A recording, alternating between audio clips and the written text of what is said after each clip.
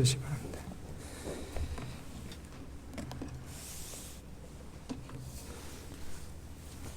우리 믿음의 가족 여러분 안녕하셨습니까? 이렇게 하나님의 전에서 다시 뵙게 된 것을 인해서 무한한 영광으로 생각하고 또 하나님께 감사드립니다. 지난 일요일 4월 12일은 기독교계 부활절 주일이었습니다.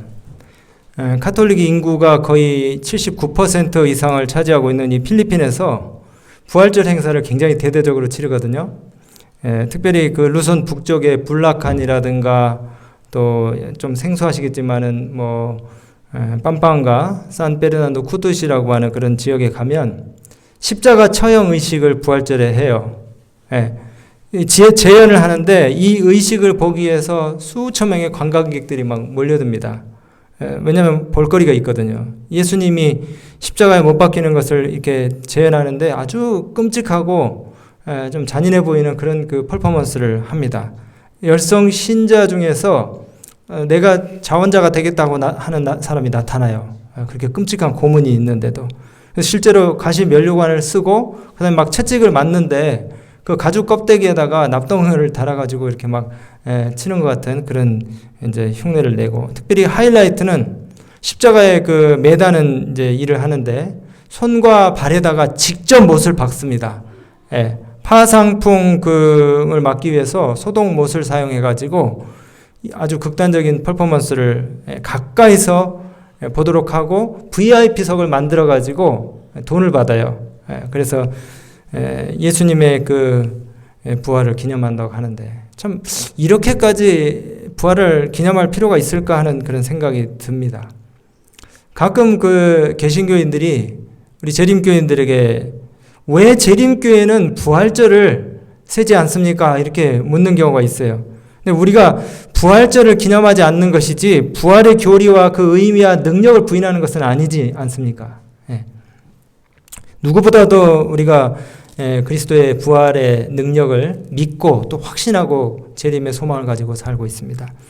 여기 그 신학적인 역사적인 어떤 설명들이 좀 필요해요. 그래서 오늘 우리가 부활절을 축하하지 않는 그런 그 이유에 대해서 이제 우리가 좀 살펴보려고 하는데, 첫 번째는 이것이 어떤 그 역사적으로 연원이 이교의 축제에서 비롯되었기 때문에 우리가 부활절을 지키지 않습니다. 그리고 원래는 그 유대인들이 유월절을 지켰던 것이 부활절로 이렇게 이제 둔갑을 하게 된 배경이 영국의 이교의 그 이교의 투튼족 그 여신 이스트를 숭배하는 그런 그 의식의 영향을 받아가지고 이 부활절이 생겨나게 되었다는 것이에요. 성경에 어떤 특별한 날을 지정한 것도 없습니다. 부활절을 지키라고. 또 예수님이 언급하신 적도 없어요. 영어권에서는 부활절을 이스터라고 그렇게 명명합니다. 이스터. 근데 이 단어도 기독교의 부활과 또 이 성경과 전혀 관련이 없는 그런 단어예요. 그럼 이 단어가 어디서 왔을까요? 이스터라고 하는 단어, 이스터. 좀 전에 말씀드린 것처럼 이 영국 원래 그 튜튼족들이 숭배하던 봄의 여신의 이름에서 유래했습니다. 우리가 어려운 고서들 검색 안 해도 인터넷 이 백과사전 위키피디아에만 봐도 이 기독교의 부활절이 기존의 유럽과 그 다음에 중동의 다신교의 이 상징물들이 합쳐진 것이라고 그렇게 기록하고 있어요. 3세기의 그 거대한 로마 제국이 여러 나라들을 갖다가 정복을 했잖아요. 그 피정복민들의 문화와 종교들을 갖다가 하나씩 다 인정하고 받아들였습니다. 이걸 짬뽕을 시키는 과정에 있어서 특별히 이교의 종교의 문화와 기독교의 문화가 합쳐진 것입니다. 그러면서 예수 부활을 믿게끔 부담감을 줄이기 위해서 들여온 풍습들이 이제 달걀을 먹는다든가 아니면 이스터반이라 그래가지고 토끼 풍습 이런 것들이 오게 된 것이죠. 요약하면은 이스터라는 것은 이교도들의 봄 축제가 부활절로 둔갑되었다는 것입니다. 그럼 어떤 분은 이렇게 얘기해요. 아니 그게 뭐가 문제입니까? 그냥 좋게 기독교적으로 그냥 의미를 받아들여서 섬기면 또 축제를 갖다 기념하면 되지 않습니까? 이렇게 얘기할 수 있는데 그렇지 않습니다. 이스터는 사실 태양신을 숭배하는 종교의 예식에 포함된 그런 풍습이었다는 점을 우리가 기억해야 합니다. 여러분, 그 태양신을 숭배하는 것이 이교도들에게 있어서는 가장 인기 있는 우상 숭배였다는 사실을 여러분 아십니까? 애굽이라든가 아수르, 바벨론, 페르시아, 페니키아, 그리스, 로마, 이 모든 이방의 나라들이 전부 태양신을 숭배했어요. 이름은 조금씩 틀립니다. 이집트에 우리가 영화에도 나오잖아요. 애니메이션 같은 나오는데 이집트의 태양신 그 신이 뭐냐면 라예요.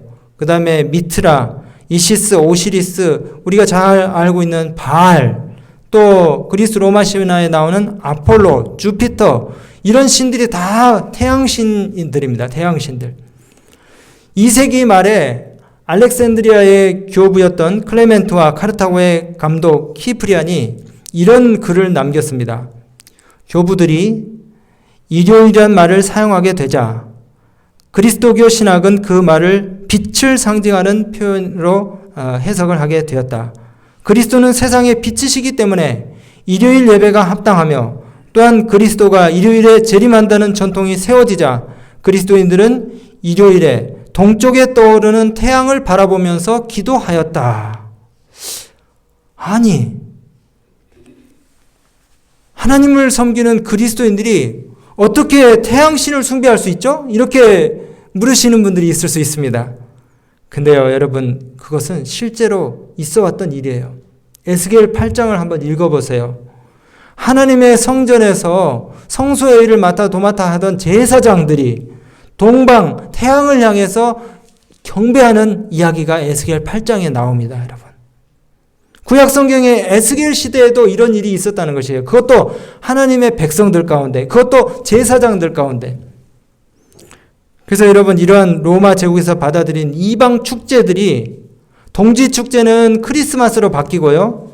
춘분 축제는 부활절로 둔갑을 했습니다. 그리고 교회 안으로 들어왔어요. 여러분, 사실 기독교 역사에 보면은 이 부활절이 교회 안으로 들어오기까지 AD 160년부터 321년까지 수많은 논쟁들이 있었습니다. 논쟁들. 제가 여기 읽어드리지 못하지만 시간이 없어서 유세비수에게 보낸 그 이레니우스의 편지에 보면은 이런 내용이 나와요. 이교 축제를 도용하는 문제를, 이 부활절 도입을 놓고 서방교회와 동방교회가 심히 논쟁을 벌이면서 다툰 기록이 나옵니다. 그래서 결국 우위를 점하고 있었던 서방교회, 즉 로마교회가 일요일 예배와 그 다음에 부활절을 갖다가 교회 안으로 들여오게 되고, 부활절은 특별히 교회의 명절로 확립을 하게 되었어요. 여러분, 이렇게 해서 유대의 최대 명절인 유월절이 부활절로 둔갑을 하게 되어서 성경이 전혀 근거를 찾아볼 수 없는 이 기독교 명절이 교회 안에 자리 잡게 된 것입니다. 하나 더 그 근거를 말씀드리면요. 여러분, 그 브리테니카 백과사전이라 그러면은 모든 세계인들이 다 잘 알고 있는 백과사전이에요. 누구나 펼쳐볼 수 있는 이 백과사전 7권 828쪽에 부활절 축제가 준수되었다는 사실이 신약 성경이나 사도 교부들의 기록 어디에도 없다. 주님이나 그의 제자들이 부활절이나 다른 축제를 명하신 적이 없다. 많은 다른 관습이 그렇게 된 것처럼 부활절도 이교의 풍습을 교회가 받아들인 것이다. 여러분, 인터넷에 부활절 유래에 대해서 찾아보시면은 또 이런 내용으로 나와요. 고대 이집트에서 아까도 말씀드린 것처럼 태양신 라를 최고의 신으로 숭배했기 때문에 낮의 길이가 밤의 길이보다 더 길어지는 춘분을 축하하였다. 춘분. 여러분, 부활절은 언제인 줄 아십니까? 춘분이 지난 후에 첫 번째 보름달이 지난 바로 직후의 일요일이에요. 그런데 이집트인들은 신전의 태양신 라의 부활을 상징하는 황금색으로 염색한 계란을 바쳤다. 또한 고대 이집트에서 토끼를 의미하는 음이라는 단어는 기간이라는 뜻과 발음이 비슷하기 때문에 토끼는 태양의 주기성 사상과 관련이 있다는 그런 의미로 다산을 상징하는 이 동물을 이렇게 축하하고 기념하게 되었다는 것이에요. 여러분, 다시 말씀드리지만은 이 기독교의 부활절은 태양신을 숭배하기 위해서 비롯된 의식이었다는 것이죠. 그리고 실제로 태양의 활동 기간이 짧아진 추분 이후로 6개월이 지나면은 이제 춘분이 와요. 근데 태양이 그 기운을 갖다가 다시 일으키는, 태양의 기운이 다시 부활한다는 그런 의미로 이날을 축하하는 것입니다. 그러니까 모든 것이 다 뭡니까? 태양신 숭배의 그 기원을 갖다가 다 두고 있어요. 여러분, 부활절에 가면은 개신교에서 뭘 나눠줍니까? 계란을 나눠주죠. 달걀을 나눠줘요. 이 문제에 대해서 여러분 심각하게 고민해 보신 적 있으십니까? 달걀. 뭐 좋게 해석하면은 계란이 뭡니까? 이 알에서 닭이 깨어 나오듯이 우리의 그 영적인 기운과 그 다음에 부활의 기운이 나온다, 뭐 이렇게 이제 그냥 갖다 붙여서 이렇게 해석을 하지만은 아까 말씀드린 대로 이시타르, 성경에 아스타롯이라고 하는 그 신이 나오잖아요. 이시타르 혹은 오스타르라고 하는 다산을 상징하는 봄의 여신을 기념하기 위해서 달걀을 먹었어요. 이기도들이 이 축제 때에 왕성한 번식을 마음으로 바라면서 달걀을 나눠 먹었습니다. 이 달걀이 다산을 상징해요. 왜 그렇습니까? 이 닭은 한번 알을 낳기 시작하면 매일 한 개씩 나잖아요. 매일 한 개씩. 얼마큼 납니까? 거의 뭐 10달 이상 나죠. 계속해서 수백 개의 생산을 합니다. 토끼가 새끼를 얼마나 낳습니까? 네, 한 번에 5에서 8마리 정도 난다 그래요. 근데 한 해에 이거 여러 번 납니다. 네, 임신 기간도 아주 짧아요. 한 달밖에 되지 않아요. 그래서 토끼 한 쌍을 잘 키우면은 1년에 수십 마리로 불릴 수 있다 그래요. 이런 것들을 갖다가 참고를 해가지고 이제 이 다산과 번식의 어떤 그 축복을 갖다가 기원하는 이런 의식들이 이제 있었던 것입니다. 성경에도 실제로 보면 사사기 2장 13절, 사무엘상 7장 2절부터 4절, 또 열왕기상 11장 5절 33절에 고대의 가나안 여신 아스타롯과 아시리아의 바벨론, 아스타롯과 아시리아의 또 바벨론의 여신인 이슈타르 같은 이런 그 이방 신들을 섬길 때에도 그렇게 했어요. 왜 이제 부활절 때 계란과 또 토끼가 등장하는지 여러분 아시겠죠? 네, 확실히 아시겠죠? 이교의 풍습을 짬뽕시키고 기독교인들에 대한 그 이방 종교의 반감을 최소화시키기 위해서 기독교와 전혀 관련이 없는 풍습들을 갖다가 들여온 것입니다. 여러분, 달걀은 부화하는 것이지 부활하는 것이 아닙니다. 네. 옥스퍼드 사전에도 그리스도의 부활절은 크리스마스처럼 고대 이교의 축제를 대신하는 것이라고 그렇게 분명히 나와 있어요. 여러분, 그러면은 이 부활절 대신에 우리 주님께서 직접 부활을 기념하도록 주신 예식이 뭔지 아십니까? 예? 예, 침례식이에요. 로마서 6장 3절부터 5절에 보면은 무릇 그리스도 예수와 합하여 침례를 받은 우리는 그의 죽으심과 합하여 침례받은 줄을 알지 못하느냐. 그러므로 우리가 그의 죽으심과 합하여 침례를 받음으로 그와 함께 장사되었나니 이는 아버지의 영광으로 말미암아 그리스도를 죽은 자 가운데서 살리심과 같이 우리도 새 생명 가운데서 행하게 하려 함이니라. 만일 우리가 그의 죽으심을 본받아서 연합한 자가 되었으면 또한 그의 부활을 본받아 연합한 자가 되리라. 예. 여기 부활의 의미를 기념하게 한 예식으로서 뭘 주셨다고요? 침례를 주셨어요. 근데 왜 하필이면 주님께서 말씀하신 그것은 제쳐두고 또 다른 사람이 맞는 것들을 드리느냐고요. 여러분, 성경은 그리스도의 죽으심과 부활을 기념토록 하기 위해서 또 한 예식을 정해 주셨습니다. 그리스도의 죽으심과 부활을 기념하는 예식이 뭔지 아세요? 바로 성만찬 예식입니다. 성만찬 예식. 여러분, 부활과 부활의 의미에 대해서, 그 차이점에 대해서 생각해 보셨습니까? 부활과 부활. 여러분, 부화와는 달리요, 알에서 닭이 나오는, 병아리가 나오는 그 부화와는 달리 부활은 죽음을 전제로 하는 것입니다. 뭘 전제로 한다고요? 죽음을 전제로 해요. 죽음의 사건이 반드시 선행되어야 합니다. 부활이 되기 위해서는요. 그래서 부활에 대한 이야기할 때는 꼭 우리가 죽음의 과정을 빠뜨려서는 안 돼요.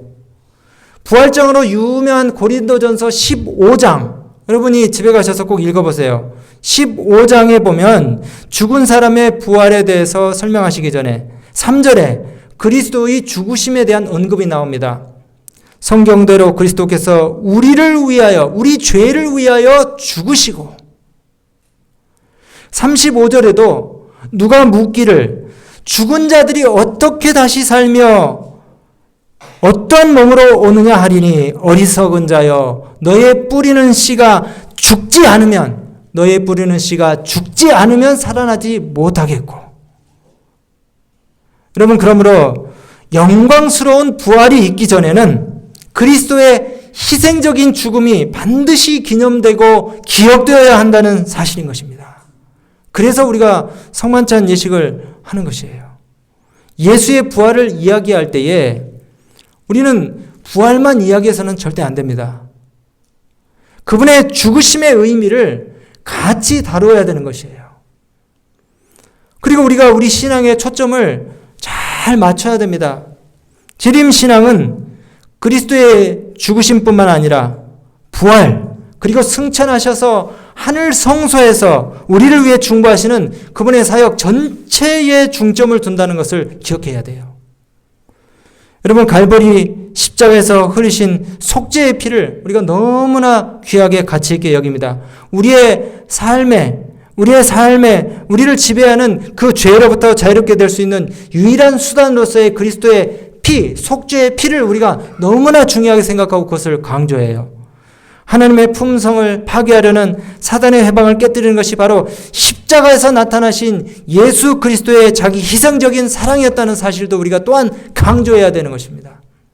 그리고 죽음을 정복하시고 부활하시고 뿐만 아니라 승천하셔서 하늘 성소에서 우리의 대제사장이 되신 예수 그리스도, 우리의 유일한 중보자 되신 예수 그리스도께서 다시 오시겠다고 하신 그 약속을 우리가 균형지게 강조하고 또 균형지게 그것을 갖다가 사람들에게 전해야 된다는 것이에요.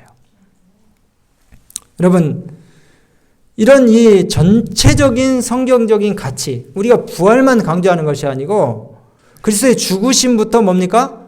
하늘 성소에서의 그분의 봉사뿐만이 아니라 미국에 다시 오실 그리스도의 재림까지 전체적인 맥락에서 우리가 이 성경의 이 진리들의 가치를 갖다가 우리가 이해를 해야 된다는 것이에요. 여러분, 계속 말씀드리지만은 예수님이 우리 죄를 위해서 죽으시고 그 다음에 부활하시고 승천하시고 그래서 하늘에서 우리를 위해서 중보의 사역을 하시고 마침내 우리를 데려다 다시 오시겠다고 하신 이와 같은 귀중한 진리들이 하등의 연관성이 없는 음란한 이교의 풍습인 토끼와 부활절, 달걀, 이 의식들에 대해서 불편을 느끼지 않을 수가 없어요. 여러분, 우리는 오늘 우리가 인간의 학설이나 이론이나 그리고 사상, 사람의 권위로부터 나온 전통과 관습, 교리들을 버리고 하나님의 말씀을 통하여, 이 하나님의 말씀을 통하여 우리 믿음의 근거를 확인해야 되지 않겠습니까? 부활 후에 예수님이 엠마오로 가고 있는 낙담한 두 제자에게 나타나셨습니다. 아까 우리 교과 시간에 들으셨죠? 황혼의 빛이 여전했지만은 그 빛이 이 두 제자들에게 희망이 되지 못했어요. 너무나 마음 가운데 낙심한 채로 그들이 걷고 있었습니다. 메시아가 죽었다는 현실에 그들이 너무나 슬퍼했어요. 근데 그때 갑자기 나타나신 한 분, 바로 예수님이 그들의 길을 갖다가 환히 밝혀주셨어요. 어떻게 하셨습니까? 모세와 선지자의 글과 시편에 기록된 내용들, 특별히 모세의 오경부터 시작해가지고 성경에 쓴 바 자기에 관한 것을 자세히 설명해 주셨습니다. 자세히. 십자가 사건에 대한 예언적인 의미를, 모세오경에 드러난 내용들을 통하여 자세히 설명해 주셨어요. 차근차근. 그리고 성전 봉사의 모든 그 의미들을 갖다가 가르쳐 주셨습니다. 이 표상적인 봉사가 이제 죽임당하러 오실 어린 양이 고난을 받으시고 십자가의 죽으심으로 안식일의 무덤에서 쉬시고 그리고 재림시에 부활할 자들의 첫 열매가 되실 것에 대한 의미들을 담고 있는 것이라고 다 풀어서 설명해 주셨어요. 십자가 부활을 우리가 그런 관점에서 보면 유대인들의 그 7절기 있잖아요. 유교절, 무교절, 요제절, 오순절, 그 다음에 나팔절, 대속제일, 초막절. 이 모든 그 예식들, 절기들 이런 것들이 전부 다 그리스도의 구속사역의 전체를 갖다가 강조하고 있다는 사실을 우리가 알게 돼요. 여러분 그런데 현대의 부활절은 하나님께서 모세를 통해 주신 이 예언적인 시간표에서 그리스도의 죽으심과 부활을 따로 떼어놓았어요.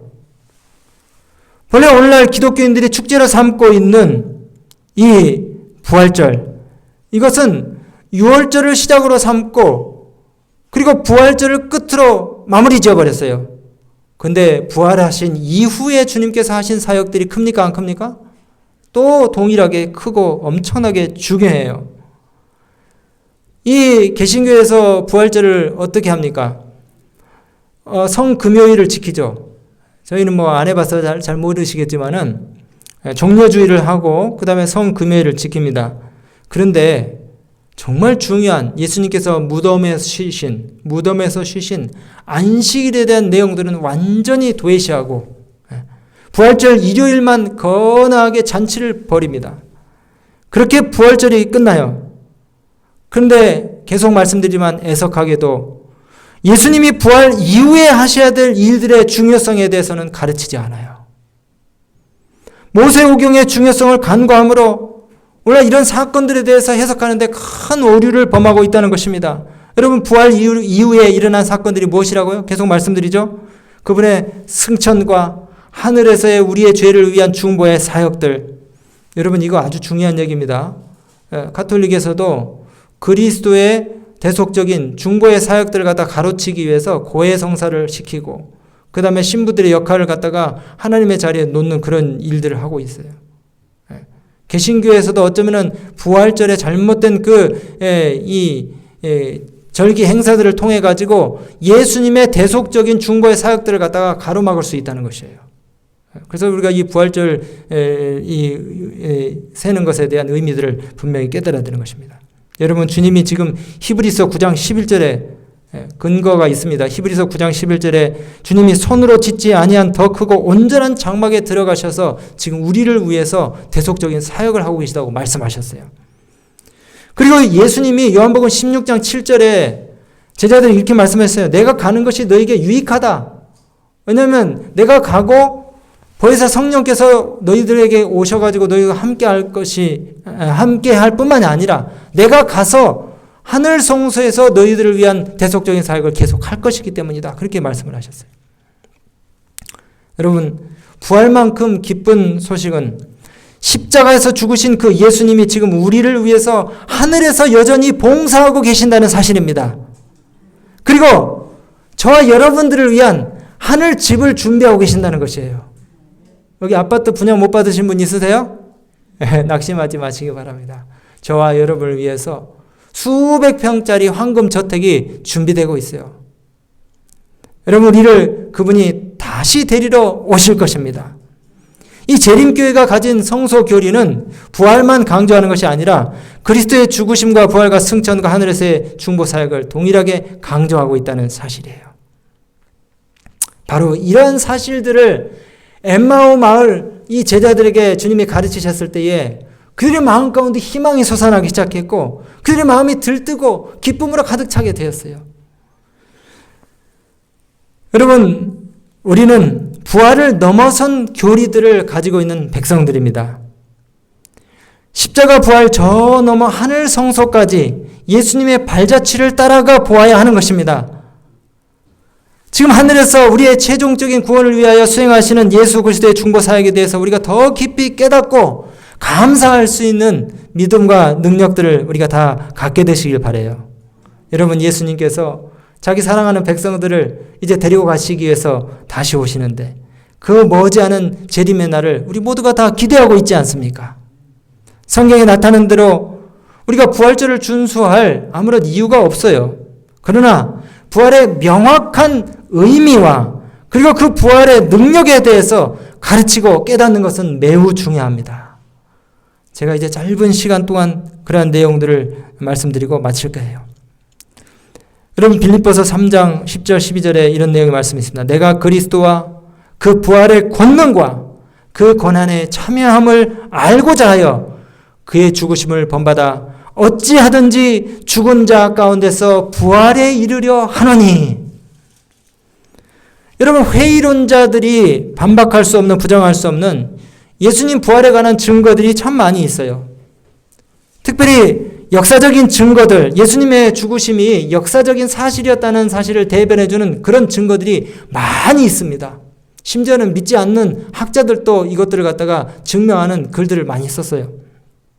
또 성경 이외의 기록들에도 보면 본디오 빌라도에 의해서 예수님 못 박히신 것, 또 아리마대 요셉의 무덤에 장사 지내신 것, 그리고 사흘 후에 그분의 무덤이 빈 무덤이 되었다는 것들을 기록한 사료들이 많이 있어요.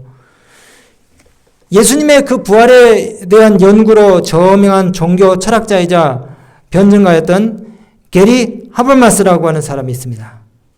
이 사람이 1975년부터 예수님의 빈 무덤에 대하여 쓰여진 3,400여 개의 문헌들을 조사한 결과 거의 75%의 학자들이 빈 무덤이 발견된 것을 역사적인 사실로 다 받아들였대요. 여러분 혹시 그 나사렛 포고령이라고 하는 비문에 대한 이야기를 들어보셨습니까? 나사렛 포고령이라고 하는 비석이에요. 비석. 예. 그 프랑스 파리에 가면은 세계적으로 유명한 박물관이 있습니다. 루브르 박물관이라고 하는 우리가 다 잘 알고 있는 박물관이 있어요. 그 박물관에 가면은 Nazareth Decree라고 하는 나사렛 포고령이라고 하는 그 사방 한 1피트 정도 되는 대리석 비문이 있어요. 한 그 고고학자 프린너라고 하는 사람이 1878년에 이스라엘의 어떤 그 골동품상에게서 수집한 것인데 이 비문요. 이거 돌고 돌다가 이제 루브르 박물관까지 갔어요. 이 사람의 손에서부터. 주후 50년경에 제작된 것이에요. 주후 50년경에 나사렛에 내려졌던 이 로마 황제의 칙령입니다. 칙령에 관계된 것이에요. 근데 그 내용이 뭐냐면은 예수를 믿다가 죽은 사람들의 시체가 들어있는 무덤은 절대로 훼손하지 마라. 그리스도인의 무덤을 고의적으로 회파하는 자는 사형에 처한다. 이렇게 기록하고 있어요. 이거는 마치 예수님의 부활을 의식하면서 황제가 내린 칙령 같아요. 그죠? 예수님의 부활을 통해 가지고 그것을 인정하려고 하지 않았던 그 로마의 사람들, 예수님 부활을 인정하고 싶지 않은 사람들이 예수님의 시체가 막 도난당했다고 그렇게 막 거짓말을 하고 이렇게 했는데 사실은 이 그리스도인들도 혹시 이와 같은 부활을 경험하지는 않을까 하고 그들의 이 단속을 위해서 쓰여진 비문이에요. 일종의 묘지법과 같은 것입니다. 황제 글라디오가 내린 포고령입니다. 기원 후 거의 41년부터 54년까지 재위했던 글라우디오라고 하는 그런 그 황제가 내린 칙령이에요. 이렇게 이 예수님의 부활이 사실임을 입증해주는 고고학적인 역사적인 증거들이 참 많이 있습니다. 특별히 예수님의 빈 무덤을 통해서 예수님이 부활하셨다는 사실을 우리가 확신하게 되는 것이에요. 오늘 저는 말씀 마치면서 우리가 어떻게 부활을 확신할 수 있을까요? 이사야 26장 19절에는요. 주의 죽은 자들은 살아나고 우리의 시체들은 일어나리이다. 티끌에 거하는 자들아 일어나라. 너희는 깨어 노래하라. 땅이 죽은 자를 내어 놓으리라. 여러분 과연 죽은 사람들이 일어날 수 있을까요? 저도 저희 할아버지 묘지를 돌아가신 이후 10년 후에 이장하는 것을 제가 옆에서 같이 돕고 봤어요. 뼈 몇 구와 그 다음에 머리카락 한 줌 정도 되는 그 다음에 치아 이런 것들 좀 남아있더라고요. 10년밖에 안 지났는데도 살은 전부 다 흙의 원소로 다 흩어져 버렸습니다. 근데 어떻게 이 흙으로 다 흩어진 원소들이 부활로 다시 일어난다는 것입니까? 그런데 여러분, 부활은 과학입니다. 우리의 인체를 이룬 물질들이 원소인데요. 이 우리 몸을 구성하고 있는 원소들을 갖다가 이 분리를 시켜가지고 이렇게 사람들이 확인을 했어요. 우리 몸에는 산소가 65%고요. 탄소가 18%고 칼슘이 2%, 수소가 1%, 인이 1%, 칼륨이 0.1%, 유황이 0.25%. 그래서 독일 2차 대전 때 나치들이 그랬대요. 인을 가지고 성냥을 만들고 그다음에 지방을 가지고 비누 몇 개를 만들고 사람 몸에서 나온 걸 가지고 그렇게 했대요. 어쨌든 인체가 썩음으로써 이런 그 우리 몸의 원소들이 흙 속으로 다 흩어집니다. 근데 여러분, 흩어져도 완전히 없어지지 않는다는 사실을 과학자 볼튼이 발견했어요. 영국의 과학자 볼튼이 모든 물질은 원소로 되어 있으며 그 원소들은 없어지거나 소멸하지 않는 불멸성을 가졌다는 것을 발표했습니다. 사람이 죽어서 화장을 하든지 물에 수정을 하든지 아니면 흙 속에 매장을 하든지 여러분, 분명히 그 사람의 몸의 원소들은 어딘가 지구 어딘가에 흩어져 있을 뿐이지 완전히 증발한 것은 아니에요. 그래서 성경에 이 말씀이 딱 들어맞습니다. 시편 90편 3절에 주께서 사람을 티끌로 돌아가게 하셨다 그랬어요. 티끌로 돌아가게 하셨다. 이제 마지막 나팔 소리가 나고 천만천사가 영원한 승리를 거둘 때까지 모든 잠자는 성도들은 안전하게 보존될 것이며 하나님께서 각자의 이름을 아시는 대로 저들을 마치 값진 보석처럼 보호하실 것이다. 저들을 사망에서 불러내실 때가 있으실 것이라고 가랴법문 기별에 말씀하고 있어요. 여러분, 이 모든 소망이, 이 모든 희망이 요한복음 11장 25절에 주님 뭐라고 말씀하셨습니까? 나는 부활이요 생명이니 나를 믿는 자는 죽어도 살겠다고 하신 그 예수님께서 우리에게 그분의 부활로 친히 보여주지 않으셨습니까? 우리도 부활할 수 있다는 사실을 주님의 부활을 통해서 우리에게 증명해 주신 것입니다. 여러분이 침례를 받고 그분을 받아들인 모든 자들에게는 예수 생명, 예수 씨앗, 이 불멸의 씨앗이 여러분들의 생명 가운데, 여러분들의 마음 가운데 간직되어 있다는 사실을 기억하셔야 합니다.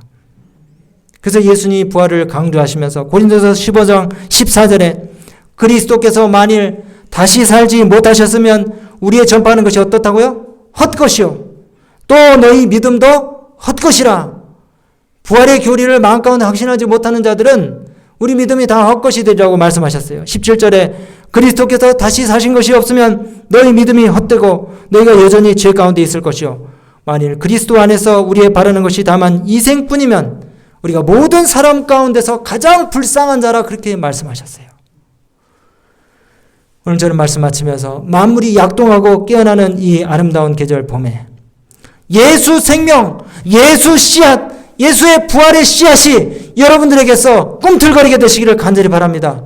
그리고 그것이 깨어나길 바라요. 예수님 오실 때에 하나님의 생명이 돌아오는 한 주간 동안도 여러분의 삶을 일깨우는 그런 아름다운 삶이 되시기를 간절히 바라면서 말씀 마치겠습니다.